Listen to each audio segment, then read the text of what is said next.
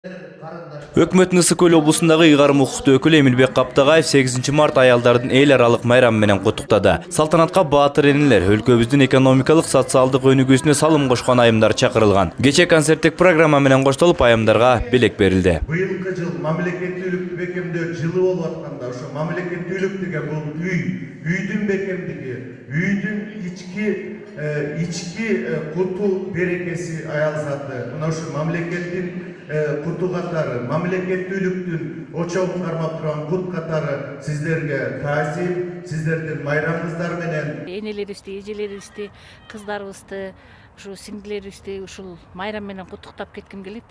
Анткени себеби бул майрам ушул аялдардын ушундай теңдүүлүгүнө, жанагы ушундай кылган иштеринин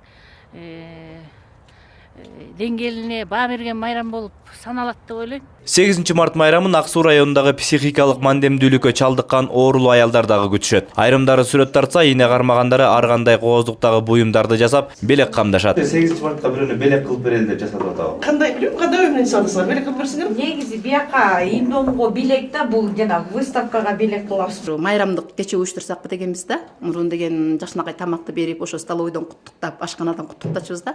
Ал эми быйыл болсо биз ушул клубка жакшынакай ыр бий уюштуралы деп атабыз. Жакшы жакандарга өзүнчө белегин берели деп атабыз.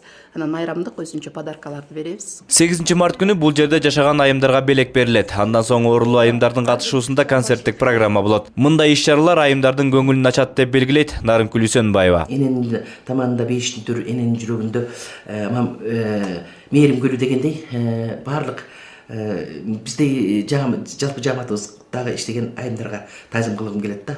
Урматтуу айымдар, бүгүнкү жадырап келген жаз майрамы, эл аралык аялдар майрамы күнүңөр кут болсун. Ар бир үй бүлөдө, ар бир энеге, ар бир аялзатка калуу тилегим бар болгула, аман болгула, бактылуу энелер болушуңарга тилектешмин.